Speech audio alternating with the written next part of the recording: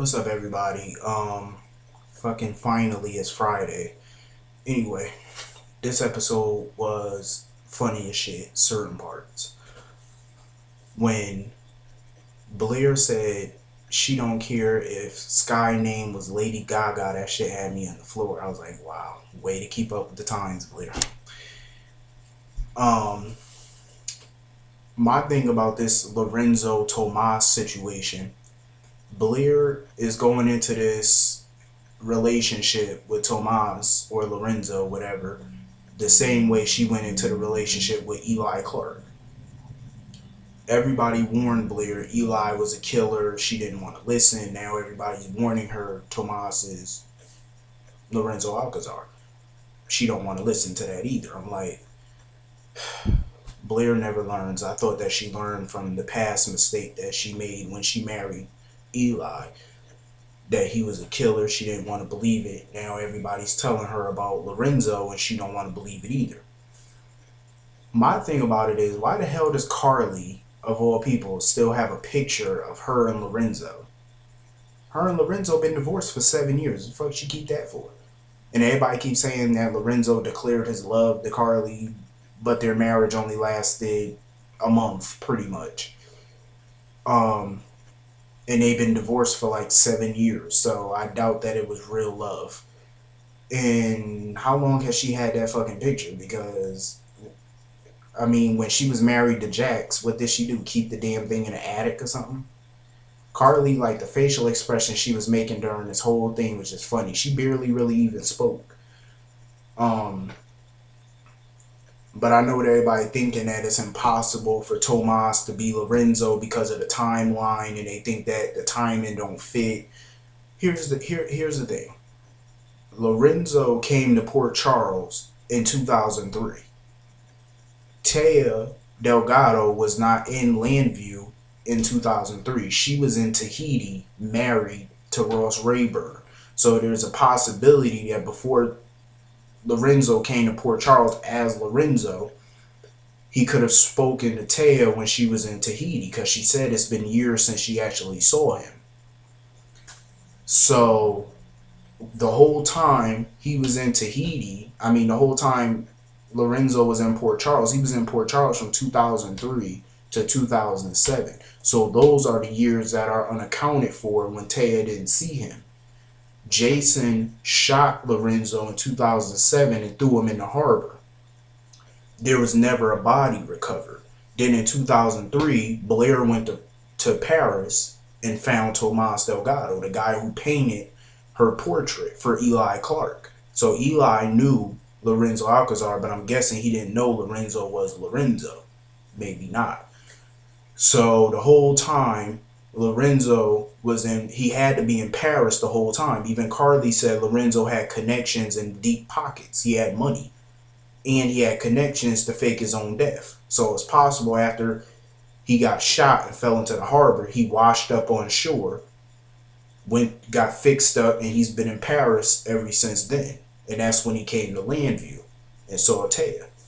So the timeline fits. And the thing about Sebastian being his son and that lady, Yvette, that he married, that was in the 80s. So we don't know anything about Lorenzo from the time before he came to Port Charles. What was his life like before, in the 90s and the 80s? What was he doing back then? We don't know that. So the timing fits.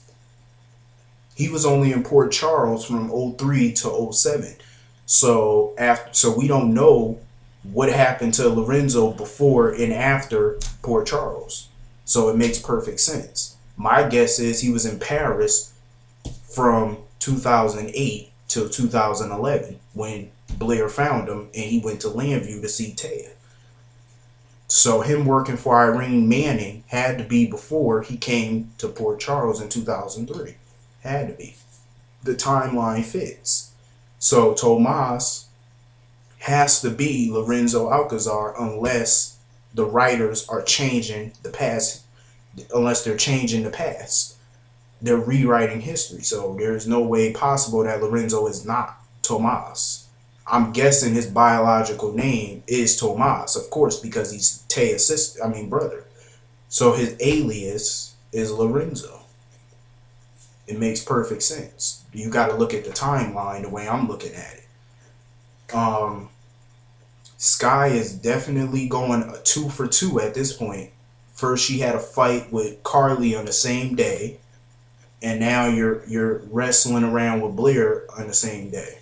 I guess Ron and Frank loved their cat fights, but that shit was on. That shit, I loved it. I loved them fighting in the way Carly pulled Skye off of Blair. Carly was just there for the ride. She was just there for the drama because Carly had no other reason to even fucking be in Landview. And some people ask, is this Carly's first trip to Landview? Yes, it is. Carly's never been to Landview before. Now, let me get to... Oh, and Todd, that fool is hilarious. That fool said this is better than pay-per-view. I was like, sitting there, what the hell was he eating? Every time I turn around, Todd always eating. What the hell was those? I think those was jelly beans or something he was eating.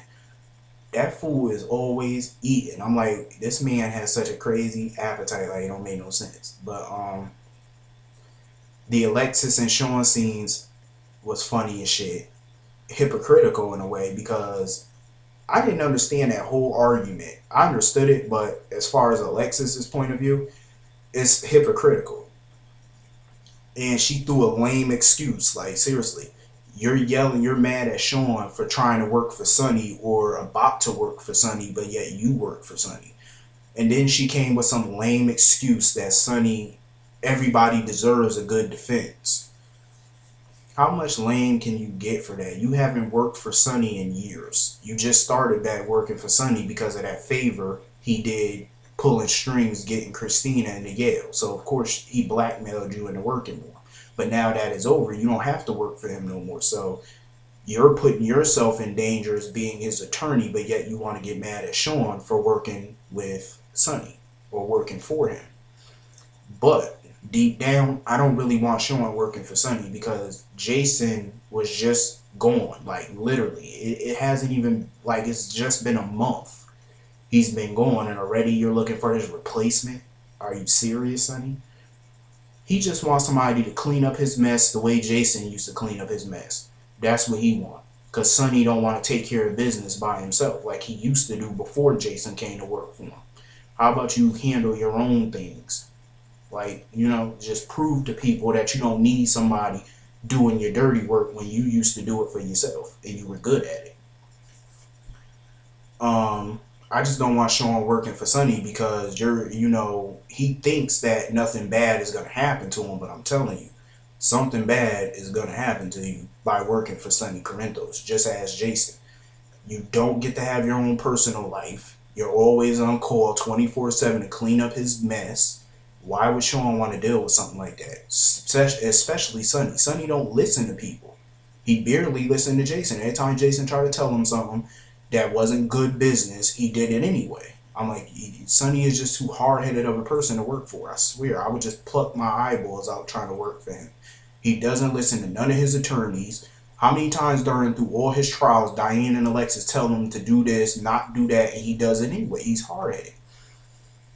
Anyway, that fight scene with Shawn and Alexis, though, that shit was funny. And then when they got it in, I was like, after that, Alexis didn't want to argue no more. She had all smiles on her face. I'm like, yeah, Shawn put the whammy. He put the whammy on you. The wham, bam, thank you, ma'am. And Shawn finally ended her 4-year drought. I mean, seriously, Alexis hasn't had sex in 4 years. Since 2008 when she had sex with Jerry Jacks. That was like 4 years ago. Almost 5 years ago. So she had like a 4.5-year drought. Damn. He finally cleared them cobwebs. That was about time. And when they were kissing, like, it looked like she had an engagement ring on her finger, but I already know her and Shawn ain't engaged. But, wishful thinking. I think it's foreshadowing. It would be fun to see Shawn and Alexis get married, though. That would be fun, because she hasn't been married in a long time. I think her last marriage was with Rick Lanzan, I believe. Yeah. Rick Lanzan was her last marriage. And that was like, she's been divorced from Rick since 06, I think. 05, 04, one of those years. I think it's 06. Anyway, that whole argument was crazy. Maxie Anna and Mac, that scene was funny as fuck. Um, when Maxie came in and said, "I'm having a baby," she should have like just hurried up and said what she had to say, because it kind of did imply that she had an affair with Dante. Like before she, specified everything to Mac and Anna, it kind of sounded like her and Dante had an affair and she got pregnant by him. It was just funny, like when Mac, jumped to those conclusions. But you know what I was thinking? What if they try to do a Kendall and Greenlee? Remember when Kendall was supposed to be a surrogate for Greenlee and Ryan, and then they ended up using Kendall's egg instead of Greenlee's, and she got pregnant by Ryan instead? What if that happens with Dante, Lulu, and Maxie? I'm just saying. I ain't trying to jinx it, but that is something to think about, because you know how soaps do. And it happened on All My Children, but we are dealing with One Life to Live writers, and they love to throw a twist in there, and that would be awkward for Lulu to become a stepmother instead of a biological mother. That would just throw everything off, and it could cause some good drama for her marriage that we've been waiting for, because I want to see some drama. When all of them were, it was kind of awkward seeing Sonny and Olivia sit right next to each other, like sit so close to each other, and she was kind of like tugging on his arm a little bit, like arm in arm, like it looked like. I'm like, okay, they do look like a good couple though, Olivia and Sonny, but I already know that ship has sailed between the two of them. But you never know what could happen down the line, because ain't shit happening between her and Steve.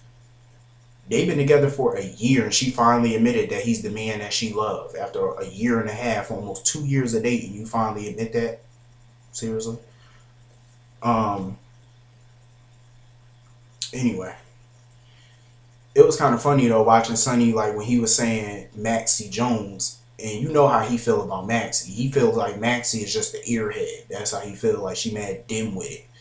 That's how he feel about Maxie. I don't really blame him, because you know how she act. She's so damn superficial sometimes, but I think she really wants to do this, and I hope she does. I just hope everything work out with this surrogate thing, because I think this surrogate, watching Maxie get big and pregnant and stuff like that, I think this shit gonna be funny as fuck. Because I can't wait to see this play out with Maxie being pregnant and this whole surrogate situation. I can't wait to see it play out. But I do want to see some drama between Lulu and Dante very soon. This whole Duke Robert thing was so funny. It brings back so many memories, and the facial expressions that Faison be making. I be like, yo, he looked downright evil. Like when he be looking at Robert, he looked so evil when Robert walked away. That shit was just evil. I'm glad that Mac, like, he was there for Maxie, even though, he reacted a way any normal father would react to finding out his daughter is going to be a surrogate. But the way he explained it, that she should be having her own kids one day and stuff like that, the joy of having her own kid. But I'm like, she's not using her egg, she's using Lulu's egg. So she can still have kids one day when she's ready, because she'll be using her own egg. So I don't think he got that point.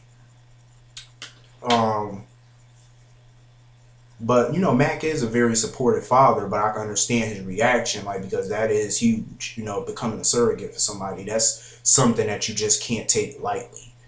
So I'm glad he talked to her about that. But I heard that Felicia is not going to be too happy about this. I heard that it was going to be a blow up between Maxie and Felicia about this. I can only imagine what her squeaky ass gotta say. Anyway, Anna, I think Anna deep down, she knows something ain't right with Duke. She know, but she just don't want to, admit that Robert could be right. She don't want to admit it. So, I think she know. That's why she's trying to take this so slow right now, because I think she knows something is odd until she can figure out more. When Robert walked into Windermere, I swear to God, I miss Windermere so much. I miss that castle. Nicholas, and I don't know when they plan on bringing Nicholas back, or if he plans on coming back, or if they're going to recast. I'm not sure. Hopefully, though. Now we had to see this bitch, Helena Cassadine. My goodness. when is this woman just gonna die? Why is it that so many people, the people that raise so much hell, are the ones that live longer? Like, seriously, I don't understand that. The people that raise so much hell, they're the ones that live a long ass lifetime. I could only imagine. I bet you she behind this faison shit, because I already know her and faison were like this back in the day. I told y'all he used to work for her. Two evil ass people joining forces. That's a badass combination. That's a lethal injection if I ever seen one. Anyway, I can't wait to see the conversation between Robert and Helena. That shit is gonna be, yo, this is old school General Hospital. Anna, Mac, Robert, Faison, Duke, Helena. This is old school GH at its best. To see them years later and stuff, all interacting with each other and interacting with the younger cats, that's cool. I love it. Because I told y'all about Ron and Frank. Like, they're old school. They love old school characters. Why do you think on One Life to Live, they never put the Buchanans or Vicky or any of them on the back burner? They love old school characters. They love that. That's why they're bringing the quartermaines to the forefront of the show again. Because they love it. Some people say that the quartermaines are fading out. Not with Frank and Ron on the team, they're not. Because they love old school characters. So they're going to be around for a while. This whole Dr. Westborn shit, I was so happy with this episode until I seen this Dr. Westborn and Elizabeth, and I'm like, oh, here we go. GH was so good without them the past few days. Like, it was just so good. Like, now we got to deal with this crap. I heard that Patrick and Sabrina were supposed to go to Todd for the money, I guess, to fund the nurse's ball. I think he'll do it. I think Todd will do it. You know, he's going to be his own nutty little self, but I still think he'll do it. Dr. Westborn just need to stop being so mean and so thirsty. Like, the way that she eavesdropping on their conversation, then try to put Sabrina in a hot seat with Steve. Bitch, stop being thirsty. Patrick ain't that into you. So, you ever seen that movie? What is it? He's Just Not That Into You? Well, that's the case in this show. Patrick is just not that into Dr. Britt. So, she just need to go sit her little thirsty ass down. Why don't she go call John McBain? He ain't got nobody at the moment. And he thirsty his damn self for some loving. So since Sam ain't giving it up to him no time soon, why don't she go call McBain? And y'all could go get it on. Because I'm just sick of this bitch. She get on my nerves. Like, she's pointless on this show. Sabrina just need to knock that bitch down a peg or two. And Elizabeth. Why is she disgracing my screen? I don't even know. After that whole Jason debacle, I swear, it's surprising that she could just still show her face. Y'all already know I'm never going to forgive her for that, by the way. So, you can hear me bash Liz and not even give a fuck, because I just don't like that bitch. I think what they're trying to do, in a way, I think they're trying to redeem Elizabeth by having her be on Sabrina's side and stuff like that, sticking up for her, helping her out. You know, because Sabrina's the good character. So, of course, they're going to link Liz with her so that way she could try to redeem herself. But in my eyes, bitch, you can't be redeemed. Not with me, you can't. Sorry, but you can't.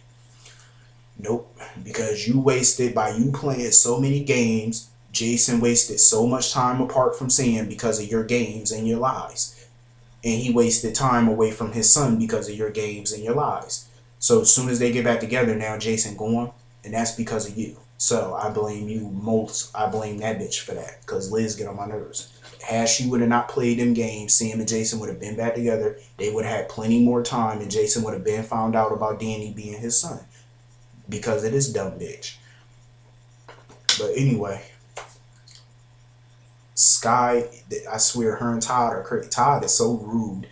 When he looked at Skye and was like, why are you talking? You shouldn't be talking. I was like, damn, Todd. Why are you so mean to the girl? Like, I know you and Skye don't like each other, but damn. Carly, I don't think, did they write her a script in this episode? She didn't say really no words. She literally didn't say nothing like this whole episode. She was just in the background just drinking this shit up. Just loving the drama between Skye, Blair, Todd, and Ted. She was loving this shit.